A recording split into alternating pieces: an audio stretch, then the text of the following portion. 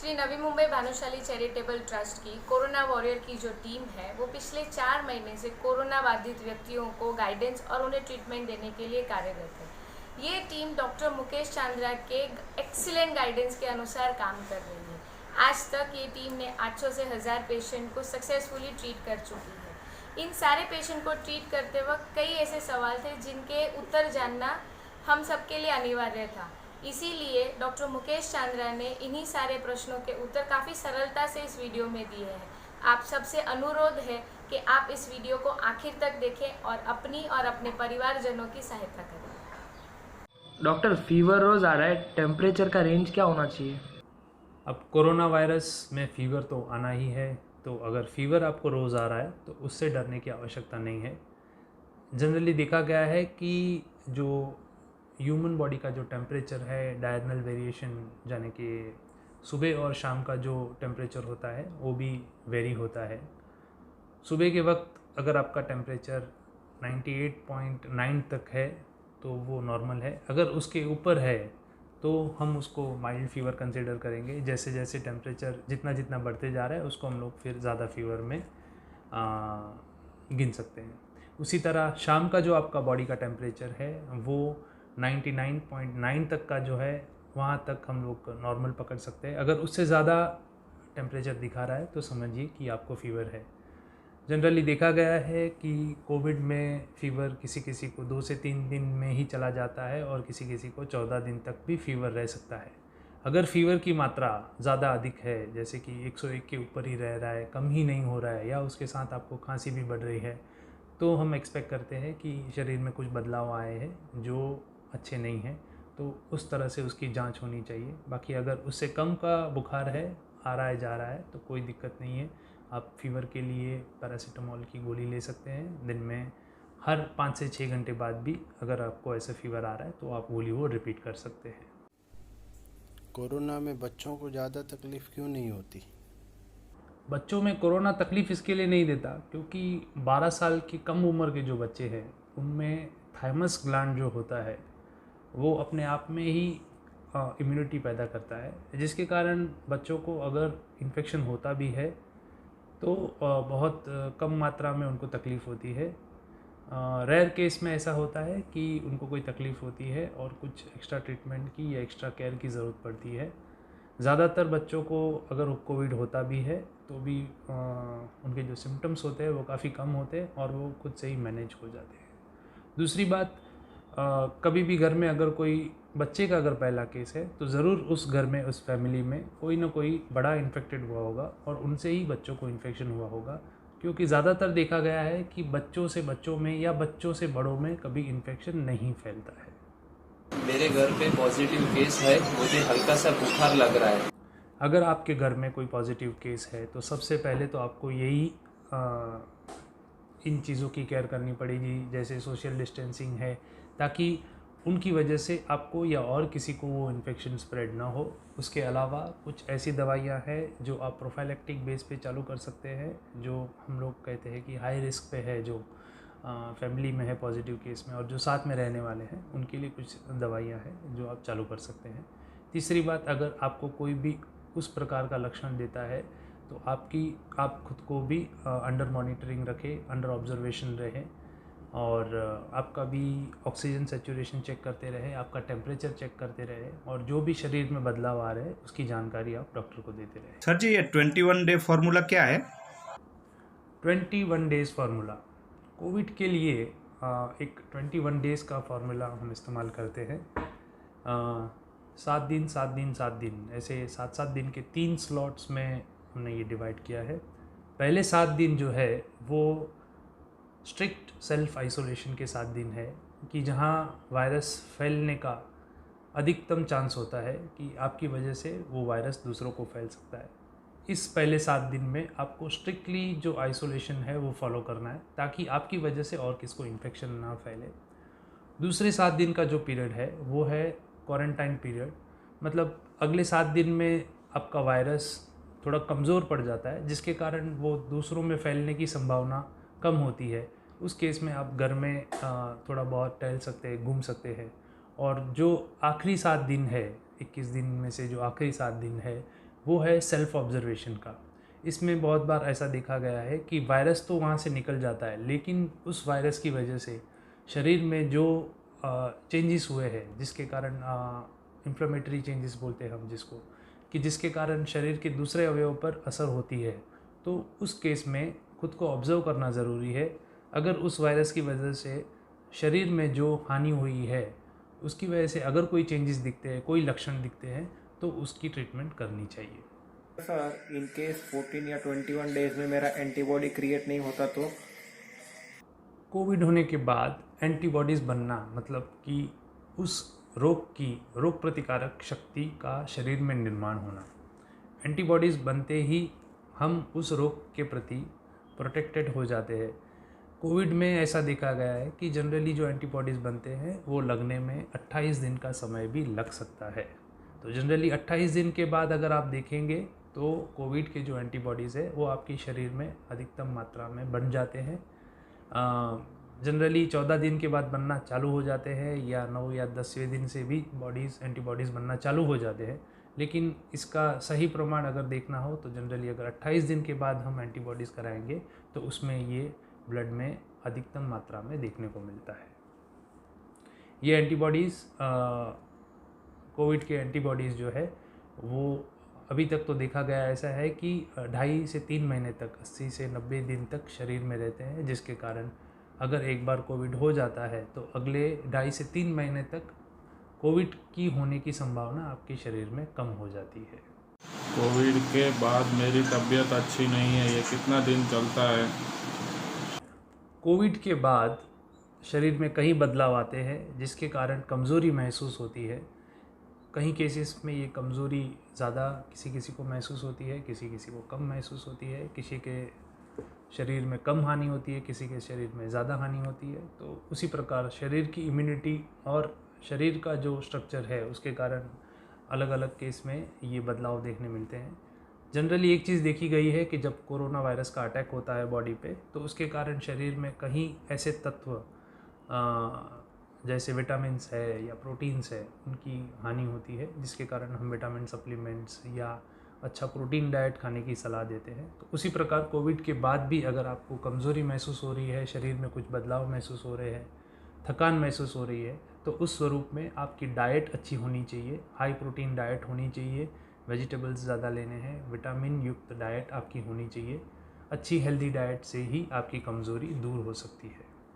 इसी के साथ ही आप अगर योगा, मेडिटेशन, इन सब चीज़ों पे भी ध्यान दें तो मानसिक तंदुरुस्तता जो है उस पे भी अगर आप ध्यान देंगे तो आपकी कमज़ोरी जल्दी ठीक हो जाएगी। अपने बॉडी में नॉर्मल ऑक्सीजन लेवल क्या रहता है? बॉडी का जो नॉर्मल ऑक्सीजन सैचुरेशन का जो लेवल है वो 94 के ऊपर होना चाहिए, बिटवीन 94 to 100। ये एक on an average normal person की वैल्यू है। कई बार अगर किसी को फेफड़े की कोई बीमारी है या कोई और तकलीफ़ है जिसके कारण शरीर में अगर उनके ऑक्सीजन सैचुरेशन की मात्रा कुछ पॉइंट से कम होती है, जैसे कि 90 से 94 के बीच में हो, तो वो उनके लिए नॉर्मल होगी। तो उसी प्रकार उनको उस प्रकार से ध्यान देना है। लेकिन शुरुआत से ही, जैसे ही कोविड इन्फेक्शन होता है तब से ही पल्स ऑक्सीमीटर से ऑक्सीजन सैचुरेशन मेजर करते रहना ज़रूरी है, ताकि आपको आपकी नॉर्मल वैल्यू भी पता चले। और जब उसमें कुछ और निमोनिया के कारण या और किसी कारण अगर सैचुरेशन कम होती है तो आपको तुरंत पता चल जाए कि मेरे घर पे कोरोना पेशेंट है, तो हम घर पे खाना बना सकते हैं कि नहीं? जो आपके घर में खाना बना रहा है और उसी को कोरोना हुआ है, तो इन केस उस केस में आप खाना बना सकते हैं, वो किचन में जा सकते हैं, लेकिन प्रॉपर सैनिटाइज़ करके फर्स्ट खुद को सैनिटाइज़ करना है, फिर खाना बनाना है। और खाना बनाने के बाद भी जो वहाँ का जो एरिया है वो फिर से सैनिटाइज़ कर देना है। जिन लोग को खाना बनाया है आपने, उनका खाना अलग से रख देना है और फिर आप अपने रूम में जा सकते हैं। इसी प्रकार जो खाना खाने वाले हैं वो भी इतनी ही केयर करेंगे कि जहाँ पे टेबल पे वो खाना खा रहे हैं उसको अच्छी तरह से सैनिटाइज़ कर ले। जनरली ये वायरस जो है ऐसा एयरबोर्न नहीं है, इसके लिए ऐसे नहीं फैलता है और खाने के थ्रू तो कतई नहीं फैलता है। तो खाना बनाने में कोई दिक्कत नहीं है, खाना बना सकते हैं, खाना पिरोस सकते हैं, लेकिन प्रॉपर सैनिटाइजेशन का जो रूल है वो फॉलो करना है। ऑक्सीमीटर रखना ज़रूरी है क्या? कई लोगों को लगता है कि उसको कोरोना हुआ और तुरंत उसकी डेथ हो गई। देखिए, ऐसा जनरली कहीं भी नहीं होता है। जब भी कोरोना या कोविड इन्फेक्शन होता है तो उसमें जो शरीर में डैमेज होती है वो धीरे धीरे ही फैलती है। किसमें ज़्यादा तेज़ी से फैल सकती है, पर कभी किसी केस में ऐसा नहीं हुआ कि कोरोना आज सुबह हुआ और शाम को डेथ हो गई। एक कंसेप्ट है हैप्पी हाइपोक्सिया सिंड्रोम, जिसमें कि आपके शरीर में ऑक्सीजन की मात्रा कम होते जाती है और आपको पता नहीं चलता। ऑक्सीजन सैचुरेशन जो नॉर्मली 94 से ऊपर होनी चाहिए, वो किस किस केस में 80s में आ जाती है, 70s में आ जाती है। तब तक पता ही नहीं रहता, शरीर को कोई दिक्कत नहीं होती, कोई सांस लेने में कमज़ोरी नहीं लगती या प्रॉब्लम नहीं होती। उस केस में उस व्यक्ति को पता ही नहीं चलता कि उसका ऑक्सीजन सैचुरेशन डाउन हो रहा है। जब हालांकि उसको कोरोना है लेकिन ऑक्सीजन सैचुरेशन डाउन हो रहा है, लेकिन उसकी तबीयत में कोई बिगाड़ नहीं आ रहा है जिसके कारण पता नहीं चलता। उस केस में अगर बहुत ऑक्सीजन कम हो जाता है तब पता चलता है और तब वो इमरजेंसी क्रिएट होती है।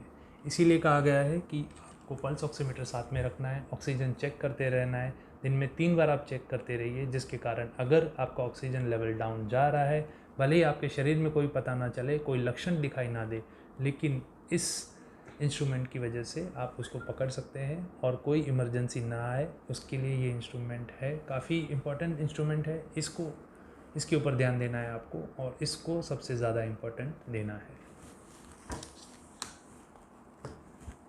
अभी मुझे कोरोना हुआ है, अब मैं कितने टाइम में मर जाऊंगा? अगर आपको कोरोना या कोविड-19 पॉजिटिव आया है तो इसका मतलब है कि आपको सतर्क रहना है, आपको अंडर ऑब्जर्वेशन रहना है, आपको सेल्फ ऑब्जर्वेशन के अंडर रहना है। ये बीमारी जितनी ही जल्द डायग्नोस होती है, जितनी ही जल्द आपको पता चलेगा कि आपका कोरोना टेस्ट पॉजिटिव आया है, उतना ही आपके लिए फ़ायदेमंद होता है। जितनी जल्दी इसकी ट्रीटमेंट चालू होती है, जितना आप खुद पे जल्द ही ध्यान देंगे, उतना ये बीमारी जल्दी भाग जाएगी। कुछ अनफॉर्चुनेट केसेस में जहाँ पता ही नहीं चलता है कि उनको कोरोना हुआ है और वो कई दिनों तक अपनी खांसी या बुखार को लेकर सीरियस नहीं होते या उस पर ध्यान नहीं देते, तब जाके ये बहुत बार देखा गया है कि वायरस शरीर में कुछ बिगाड़ कर देता है, कुछ ऐसा माहौल क्रिएट कर देता है जिसके कारण वो चेंजेस रिवर्सिबल नहीं होते और अल्टीमेट डेथ हो सकती है।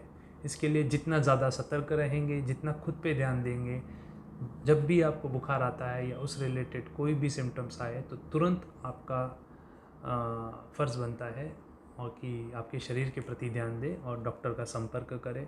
जो भी ज़रूरी चेकअप है वो करवा लीजिए, कुछ ज़रूरी इन्वेस्टिगेशंस है वो करवा लीजिए, ताकि आपको आपकी बीमारी का पता चले और उसकी सही ट्रीटमेंट हो जाए। अगर ये हम इस चीज़ों पे ध्यान देंगे, सेल्फ आइसोलेशन, अर्ली ट्रीटमेंट, इन चीज़ों पे अगर ध्यान देंगे तो मेरे ख्याल से किसी को भी ये ज़्यादा तकलीफ़ नहीं देगा और बहुत ही आसानी से ये वायरस शरीर से निकल जाता है। क्या मेरा कोविड माइल्ड से सीवियर में जा सकता है? कोई भी बीमारी या कोई भी दर्द जो है वो जब एक स्टेज होता है जब वो माइल्ड होता है और उसके बाद ही वो सीवियर होता है। ऐसा कहीं नहीं देखा गया है कि अचानक से सीवियर फॉर्म में आपको कोविड का अटैक हुआ। तो उसी प्रकार सिर्फ कई बार हम खुद पे ध्यान नहीं देते, जिसके कारण जब वो माइल्ड स्वरूप में होता है तब हमें पता ही नहीं होता और अचानक से जब एग्रीवेट हो जाता है, जब वो सीवियर हो जाता है, तब हम उसके ऊपर ध्यान देने लगते हैं।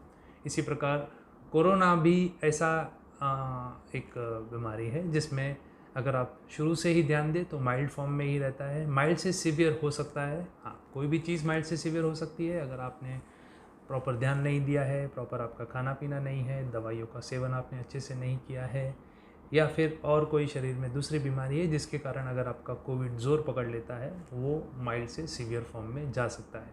लेकिन कोई भी केस में ऐसा नहीं देखा गया कि अचानक सीवियर हुआ। जब भी वो सीवियर होगा उसके पहले माइल्ड फॉर्म में होता है। अगर उसी पे आप ध्यान दें, अगर उसी पे आप सतर्क हो जाए तो मैक्सिमम चांसेस है कि वो माइल्ड से सीवियर नहीं होगा। अगर मुझे कोरोना हुआ है और हमारे पूरी फैमिली के बीच एक कॉमन टॉयलेट बाथरूम है, तो मुझे क्या प्रिकॉशन लेना चाहिए? देखिए, अगर आपके घर में कोई कोरोना पेशेंट है, पॉजिटिव केस है, होम आइसोलेशन मिला है, माइल्ड फॉर्म में है, जो घर पे ही रहने वाला है, और अगर आपके घर में कॉमन टॉयलेट बाथरूम है, तो आपको कुछ चीज़ों की सतर्कता रखनी होगी।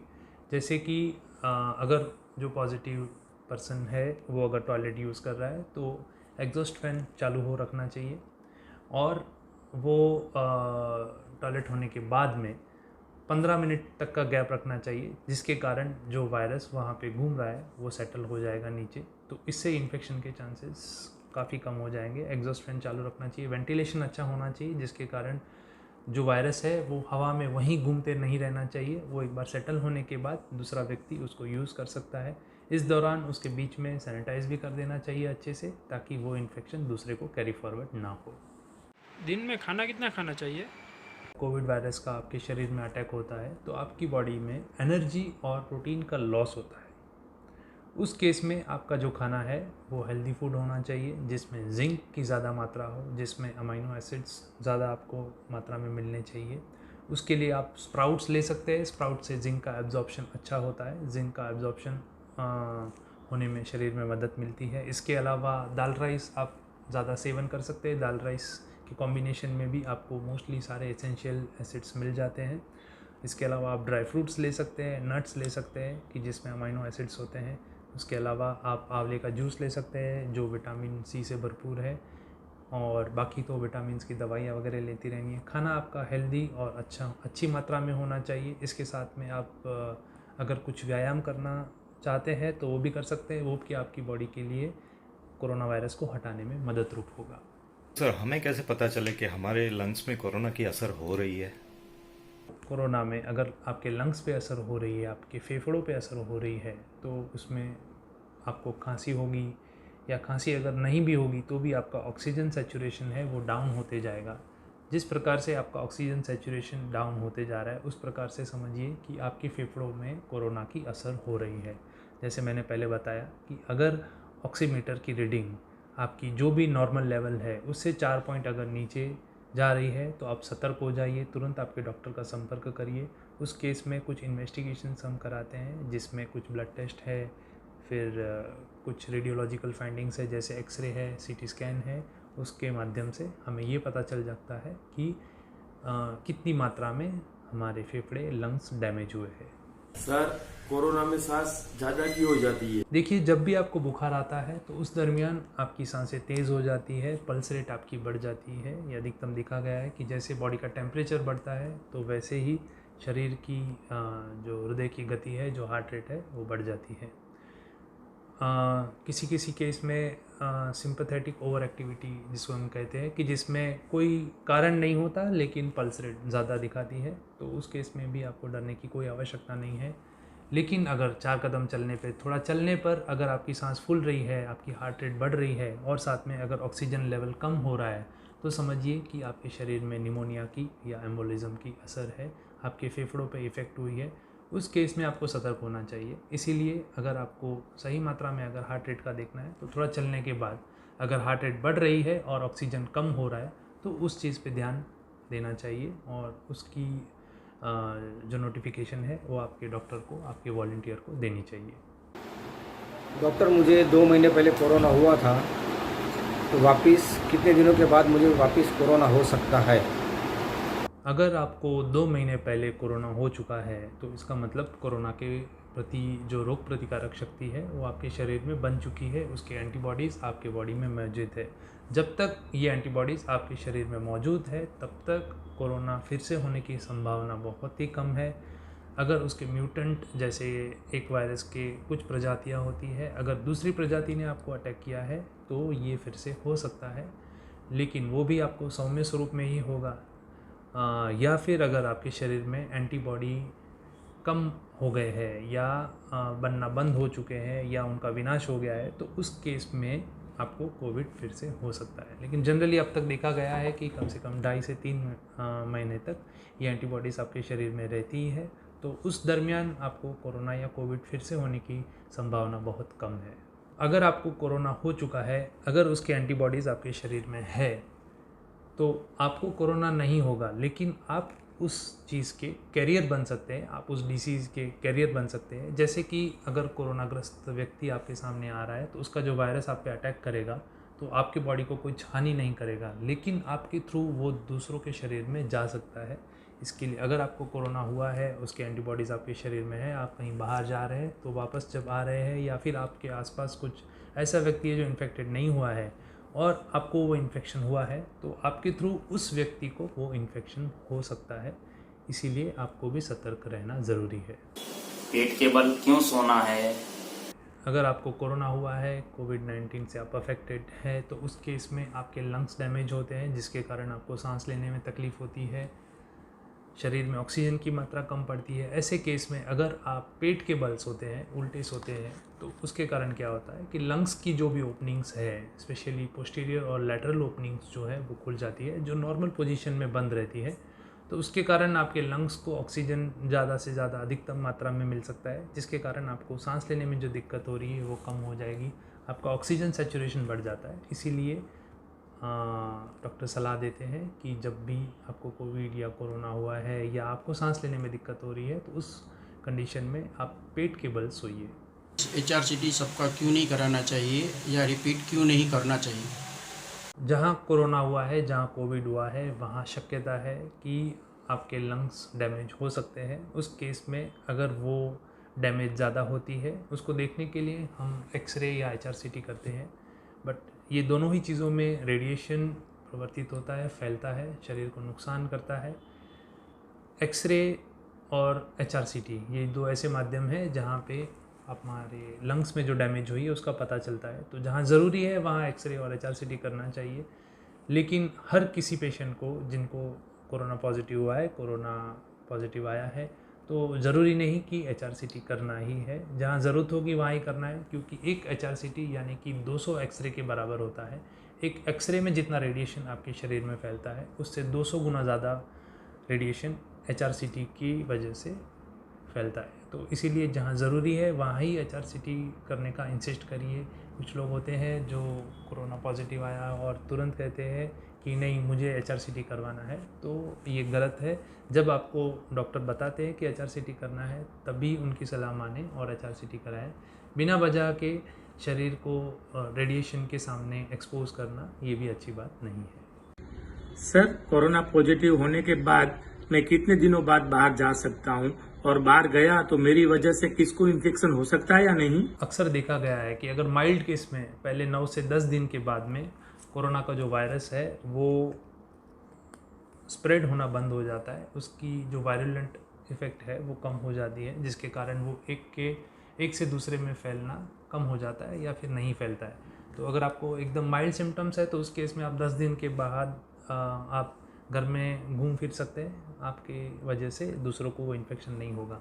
अगर आपको निमोनिया की ज़्यादा असर हुई है, शरीर को ज़्यादा तकलीफ़ हुई है, वायरस ज़्यादा फैला है आपके शरीर में, तो 20 दिनों तक आपको आइसोलेट रहना चाहिए, घर में ही रहना चाहिए, ताकि आपकी वजह से वो इन्फेक्शन दूसरों को न फैले। और दूसरी बात ये भी है कि अगर उस निमोनिया के दरमियान आपकी शरीर की कमज़ोरी और बढ़ जाती है, जिसके कारण दूसरा कोई इन्फेक्शन भी आपको तुरंत पकड़ सकता है, तो इसके लिए भी आपको घर में रहना चाहिए। मेरे को कोरोना हुआ है, उसको 9 से 10 दिन हुआ है, अभी भी मेरे को खांसी है और चलने में दम लग रहा है। अगर आपको कोरोना हुआ है तो जनरली एक ऐसी थियरी बनाई गई है जिसमें 3 फेसेस में इसको डिवाइड किया गया है। एक फेस जो होता है वो कोविड फेस, जिसको हम कहेंगे कि 1 से 9 दिन तक, एक पहले दिन से 9वें दिन तक वो कोविड फेस होगा, जिसमें शरीर में आपके वायरस है और उस वायरस की वजह से जो शरीर पे इफ़ेक्ट आ रहे हैं वो कोविड फेस में जाएंगे। 9वें दिन के बाद जो शरीर में चेंजेस होंगे उसको हम बोलेंगे कि पोस्ट कोविड, या फिर उसकी वजह से जो इन्फ्लेमेटरी चेंजेस आए हैं या फिर रिजल्टेंट डैमेज जो हुई है बॉडी में, उसको हम लोग पोस्ट कोविड स्टेट बोलेंगे। ये फेज़ जनरली 9 दिन के बाद चालू होता है और वो कई केस में 3 महीनों तक चल सकता है। कोविड का जो वायरस है उसकी वजह से जो शरीर में हानियाँ हो रही है, जो इन्फ्लेमेशन हो रहा है, शरीर के अलग अलग अवयवों में जो हानि होती है वो लगभग 3 महीने तक भी चल सकती है। आपको सेल्फ ऑब्जर्वेशन में रहना है। अगर कुछ चेंजेस होते हैं शरीर में, कुछ भी अगर आपको चेंजेस दिखाई देती है तो उसकी जानकारी आपको डॉक्टर या आपके वॉलंटियर को देनी है। 3 महीने के बाद जो स्टेज होता है उसको हम लोग 3rd फेज़ या फिर नॉन कोविड फेज़ बोल सकते हैं, कि जिसमें 3 महीने के बाद आपके शरीर में कोई भी कोविड की असर जनरली नहीं होती, या फिर उसकी वजह से जो डैमेज हुई है वो भी उसमें नहीं दिखाई देती। सर, हमारे स्टूल्स में या सीमेन में ये वायरस कब तक रह सकता है? कोरोना वायरस स्टूल या फिर सीमन में हम कहेंगे कि 3 महीने तक इसकी असर दिखाई दे सकती है। इसके लिए स्टूल के थ्रू स्टूल में जो इसकी असर है वो 3 महीने तक रहनी है, और सीमन में भी ये 3 महीने तक रह सकता है। इसके लिए अगर कोरोना होने के बाद आपको प्रेगनेंसी प्लान करनी है तो उसको 3 महीने के लिए आप पोस्टपोन कर दीजिए। 3 महीने के बाद ही आप प्रेगनेंसी का प्लान करिए। कोरोना होने के बाद मेरी वीकनेस नहीं जा रही है, तो उसके लिए मैं क्या करूं सर? कोरोना होने के बाद शरीर में वीकनेस होना ये कॉमन है, क्योंकि कोरोना में शरीर से प्रोटीन एनर्जी लॉस होती है। इसलिए आपकी डाइट पे ध्यान देना चाहिए। आपकी डाइट न्यूट्रिशियस होनी चाहिए। अगर मुझे कोरोना हुआ तो मुझे कितना दिन आराम करना चाहिए? अगर आपको कोरोना हुआ है तो आपको 21 डेज़ की जो थियरी हमने अभी डिस्कस की थी उसको फॉलो करना चाहिए। First 7 days strict isolation, strict quarantine, उसके बाद घर में ही आप क्वारंटाइन रहिए 7 दिन तक, अगले 7 दिन तक, और उसके बाद के जो लास्ट 7 डेज़ है उसमें आपको सेल्फ ऑब्जर्वेशन के अंदर रहना है। और उस 7 दिनों में आप बाहर जा सकते हैं, या अगले 14 दिन के बाद में, पहले 14 दिन के बाद में आप बाहर जा सकते हैं। मेरे घर पे छोटा बच्चा है और मेरे घर पे कोरोना का पेशेंट भी है, तो ऐसे में मुझे क्या करना चाहिए? अगर आपके घर में कोरोना पेशेंट है और आपके घर में छोटा बच्चा भी है या बुज़ुर्ग भी है, तो मैं ये कहूँगा कि आपको जो केयर करनी है वो बुज़ुर्ग की करनी है, क्योंकि कोरोना के कारण जो भी असर होती है वो छोटे बच्चों पे देखा गया है कि रेयर केस में ही किसी को कोई तकलीफ़ होती है। अधिकतर केस में बच्चों की इम्यूनिटी खुद से ही कोरोना वायरस को ख़त्म कर देती है। उसके कोई भी ज़्यादा असर कोरोना वायरस की बच्चों पे नहीं देखने को मिलती। कॉन्ट्ररी जो बड़ी एज के हैं, जो एजेड है, जो वयस्क है, उनमें ये वायरस अगर फैलता है तो ज़्यादा तकलीफ़ देता है। इसके लिए ज़्यादा सतर्कता आपको उस केस में रखनी है जहाँ अगर कोई बड़े बुज़ुर्ग आपके घर में है और कोरोना का पेशेंट है, तो वहाँ आपकी सतर्कता ज़्यादा होनी चाहिए। और बच्चों में ये अधिकतम जल्दी से ट्रीट हो जाता है, जल्दी से ठीक हो जाता है। इसके लिए वहाँ आपको ज़्यादा टेंशन लेने की आवश्यकता नहीं है। घर वालों के बीच में डॉक्टर साहब मैं कब से रह सकता हूँ? जब भी कोरोना होता है, कोविड-19 पॉजिटिव आया है, तो उसका मतलब आपको सेल्फ क्वारंटाइन, सेल्फ आइसोलेशन में रहना है। अगर आपके घर में जो पॉजिटिव लोग हैं वो एक साथ रहेंगे, एक कमरे में रहेंगे, तो कोई हानि नहीं है, कोई दिक्कत नहीं है। जो नेगेटिव है वो एक कमरे में हो जाए, जो पॉजिटिव है वो एक जगह हो जाए।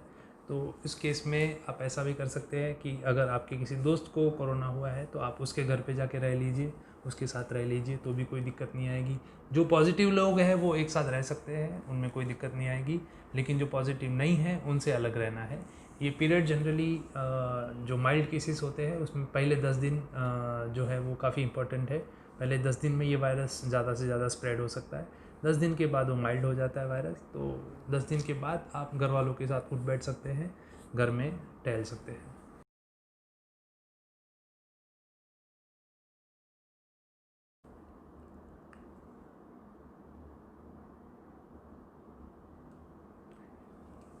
ये है पल्स ऑक्सीमीटर। इसमें हम देख सकते हैं कि एक तरफ ये SpO2 यानी कि आपका ऑक्सीजन सैचुरेशन दिखा रहा है और दूसरी तरफ आपके पल्स दिखा रहा है। तो ऑक्सीजन सैचुरेशन आपका जनरली 94 के ऊपर होना चाहिए, जिसकी रेंज 94 to 100 है, और दूसरी तरफ आपके पल्स दिखाई दे रहे हैं। तो आपकी जो पल्स की जो रेंज है वो वेरिएबल होती है, किस किस केस में वो 100 के ऊपर भी देखने को मिलती है। जिनको फीवर है या फिर सिंपैथेटिक ओवर एक्टिविटी है, उन केस में ये ज़्यादा देखने को मिलती है। और बाकी नॉर्मली जो हार्ट रेट है वो एक एवरेज हम लोग 72 पकड़ सकते हैं। किसी किसी केस में वो कम भी हो सकती है। अगर कोई हार्ट की बीमारी है या कोई दवाइयाँ चालू है, उस केस में भी ये कम हो सकती है। या फिर जो एथलीट है, जो रनिंग ज़्यादा करते हैं, जो स्पोर्ट्स एक्टिविटी में ज़्यादा मानते हैं, जो प्रैक्टिस करते हैं, उनकी पल्स रेट भी अधिकतर दिखा गया है कि वो कम मिलती है।